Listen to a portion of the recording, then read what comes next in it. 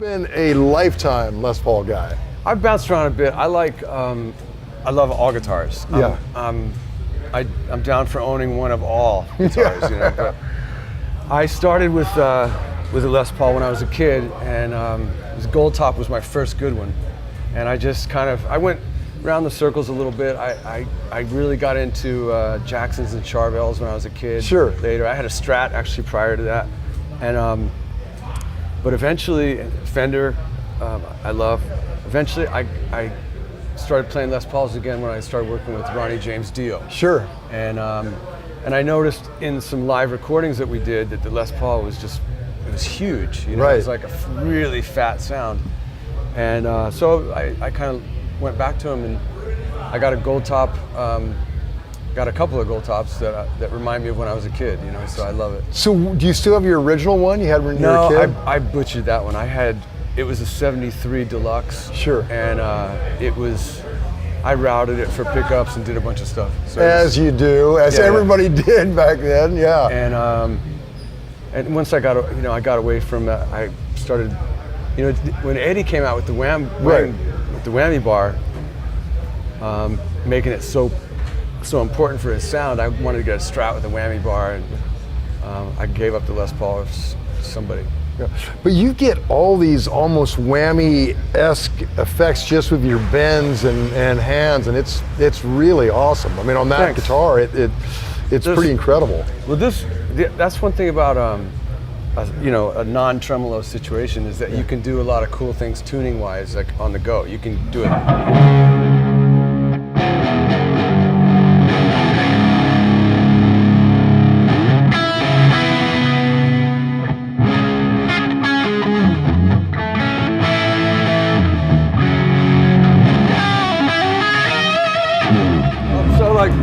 Oh yeah, I don't want to get too away from the point, but yeah, the tremolo and the tuning thing is really good with the Les Paul, for that. Yeah. So yeah, that is a huge tone. But that's just kind of the straight in tone. That's pretty much nothing on except the delay, which I'll turn that off. And so for some of those kinds of tremolo effects or whammy bar effects, it's more bending up that I do, which is like.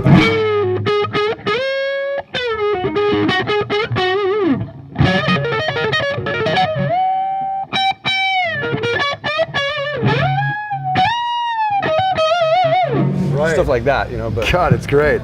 So, what year is this Les Paul? This is a 2006, I think it is. Oh wow. It's a R7 reissue, and I had it refretted because I have a certain fret that I really like. But what frets are you running on it? These are. I'm actually not sure of the brand because it's a stainless steel. It might be a Dunlop. But they're a little bit bigger than the. They're bigger. They're like 6100s kind of. Yeah. And probably helps with those big bends just to have a little more. And the intonation. Any guitar you get from the shop, sometimes it can be a little bit. But I have this guy in LA called Bruce Nelson. He's a great luthier, and he did the frets on this. And these are stainless frets. He talked me into them. At first, I would always go with nickel Dunlops because I just like the warmth of the nickel. But these stainless sound really good. They're really fat and they don't wear out as fast because I kind of tend to play hard with this hand. Lots of little hammer-on legato thing.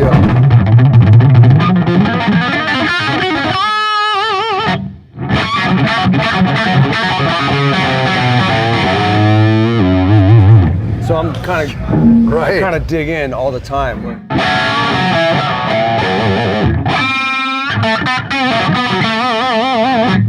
If you do that a lot, playing like certain areas a lot, those frets end up getting worn faster, and then you got to bring them all down. So I love these frets. This guitar also has a signature pickup that I did with John Suhr. Oh, cool. They're Aldrich Suhr pickups, and they're a little bit hotter. They're not compressed though. They're really open and nice sounding. They clean up really well. Like this is just with my volume.